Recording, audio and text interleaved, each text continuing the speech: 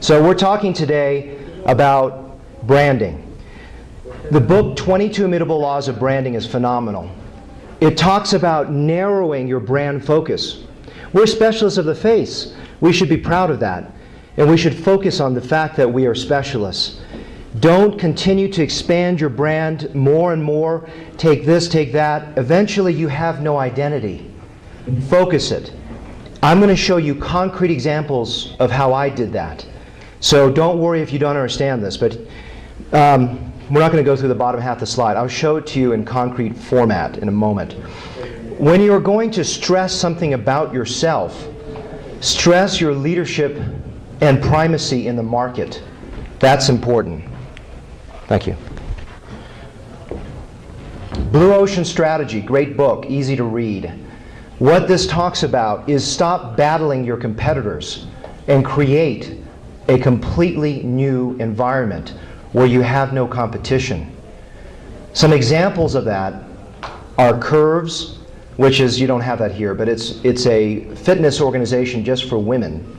You have it? Okay, great. Well, there it is. Cirque du Soleil, which is essentially not a circus, but it is a circus. There is no competition for it, and that's what's so wonderful. And so I'm going to talk to you about how I do that. Essentially, I've created a new model which is incorporating Western medicine, Eastern medicine, spa, salon, dentist, chiropractic. Every element is including my surgery center into one large building. And I will tell you how I designed that and why I did it and how I think this is a blue ocean strategy for me. Brand Sense. Not a great book, but it does help you understand how you can tap into the demographic, the people out there, by really appealing to all their senses. And I'm going to give you some concrete examples in a moment of that. But here's some examples, some lessons is employing music, aromatherapy, other things that can pull your patient base into you and be connected with you in a very unique fashion. So what is my model? What do I do? Let's talk about something more concrete than just ideas. Well, first of all, I put together a 27,000 square foot building in a very high-end building in a very high-end location right across the street from Neiman Marcus and Saks Fifth Avenue. And it's not too big. If you think about it, if you walk into a very large building with 25 dermatologists, you're just going to go from point A to point B and leave. You're just going to see that dermatologist and leave. If you're in a building by yourself, just by yourself, you have no synergy. You have no capacity to work in a relationship with other like-minded businesses. I put together what I like to use the term boutique. It's like a boutique environment. It's not too big, not too small, like the Three Bears. There's internal synergy, where all of the components are more aesthetic or wellness oriented, so that we can help each other through internal marketing. And that's very important. Plus, with aggressive external public relations. So this is my building. It's limestone clad, just to create a unique architectural feature. I'm going to show you this little QuickTime video, if it works, and have you walk through my building with me here. If you look, it'll come up in a second, I think. This is the front of my building, and if you look to the side, this is Neiman Marcus, Saks Fifth Avenue, Dillard's, very high-end mall right here. We are right off of the major thoroughfare, the tollway, right here, going across. And George Bush Tollway runs this way. So it's a very easy access from any point in Dallas. And these are million-dollar homes right across here. So it's a very affluent zone. And this is just looking north, and right north you see the construction. This is finished. This is an old photo. This is the Presbyterian Hospital Plano. So I see where my location is a nexus or connection between high-end medical care and high-end affluence. This is my lobby. So that's the external marketing or external connection with the community. How about the internal environment? This is a limestone waterfall. This is my office and surgery center here. This is my high-end salon. I don't know if you heard of Jose Abair, but he's very well known in Beverly Hills. We have great stylists who are so busy. Spa right here, and then going upwards is my laser center, dentist, and still some areas there for lease. So let's talk about my advertisements. How have I learned my lessons over the last few years? What have I done differently? Let's look at the evolution of where I've come based on my reading and my talking with others, and hopefully this will help you. First of all, I look at facial plastic surgery as my principal brand. It encompasses all the elements of what I do. But I separated hair out. Hair restoration is a separate entity for the simple reason is that someone coming to do hair transplant wants someone that just does hair transplant. So that is a separate website. It is a separate marketing effort. Everything gets separated from the facial plastic surgery. I could not succeed by putting those two as one entity. But I see that as one that enhances the other. It's a sibling brand. It's a family brand. It's not a separate brand. So I keep my logo, I keep my name on it, and everything works in unison because to me they're a complement. I do mesotherapy, and that I consider a separate brand. Because I only work on the face, I don't want people to think, why is he working on the body? And so I created a new logo. And I'm going to show you the evolution of that logo and where I went with it and why I went with it to minimize brand confusion and to limit brand extensions, okay? I did all these logo designs, and you can see I have a family. All these elements are different. The laser vein center upstairs, permanent makeup, the mesotherapy, the laser center. Even the laser center doesn't have my name on it. So it creates body treatments as a separate idea. Yes, it's harder to ramp up without your famous name, so to speak, on it. And I've had some work with my nurses on this. But my logo is on there. It's separate though. And it keeps that identity unique.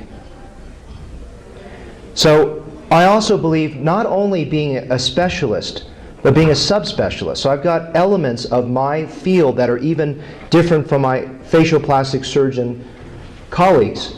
I do a lot of Asians, and those are separate ads so that I don't lose the appeal to my Western or Caucasian audience, so to speak. And those ads are separated out. My hair ads, as I was mentioning, are completely separated out so that I don't have that cross, oh, he only does hair, only does face. There is a confusion. Sometimes I still get it. And as I said, you heard my lecture the other day, I do a lot of fat grafting, and that separates me from my competitors. My competitors, no matter what they advertise for fat, they don't do it. And so I have my main ads focus on what is my unique selling proposition. It's fat. And I'm redundant with it. I repeat it. But I do also put in rhinoplasty and other elements too. So how have my ads evolved? The ad on the left, International Mesotherapy Center, again a very vague term. People love the word international, national, United States, Colombian. It's a very vague term. You need something short and catchy and unique. So I came up with the term Meso Youth. It's a very short, non-existent word, but it puts together the idea of what I'm trying to do with mesotherapy, which is to create youth and to create beauty. And so it's a different, it's a branding scheme that's different. And you can see I've taken my name and the logos off. My logo's off here. What have I done with hair? I want the person to feel that there is a very important line. Bothered by hair loss. Everyone's bothered by hair. Whoever's bothered by hair loss is going to look at this ad. And so the key here is 2 corrective works that I've done. And we deliver natural results. So you see that it's a translatable benefit to a patient. If the patient chooses me, what can they expect? Natural results. I also have this it's the same thematic changes it's the same theme throughout.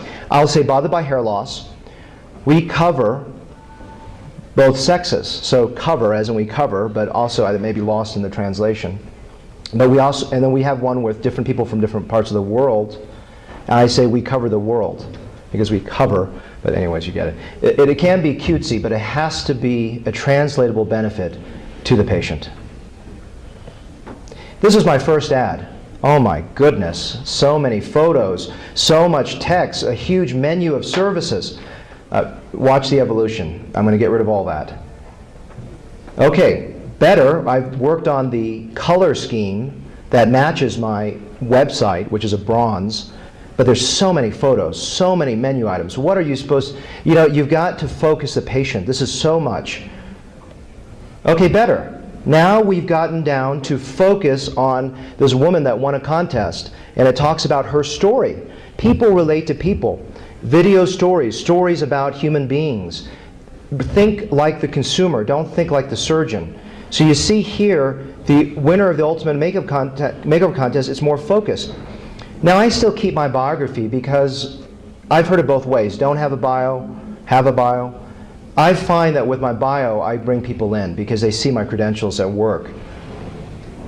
And then a funny line.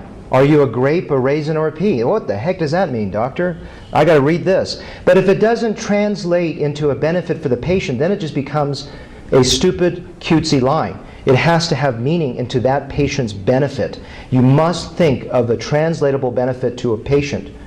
We offer 10 lasers. Who cares?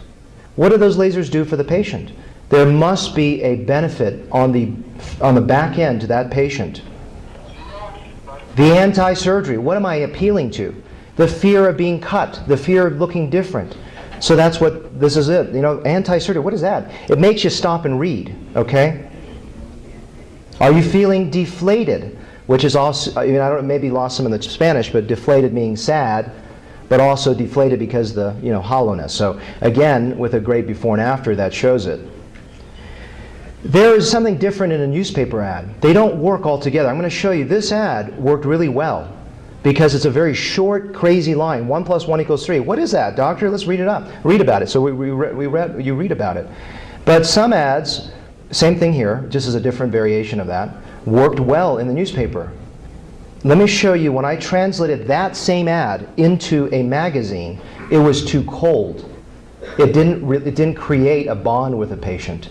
And so it's a different venue. I got a very bad reader response from that.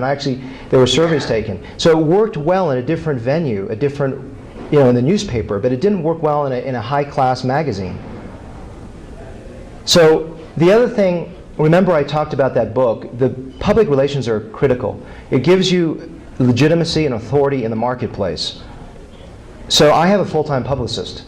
She worked with me, getting me on local television and local magazines. Some spots are paid, some spots are not. But she works tirelessly on my behalf to go out there and put me in the focus of the media. Because if you're in the media, you have legitimacy, you have authority, and you're different from everyone else. Period. Thank you.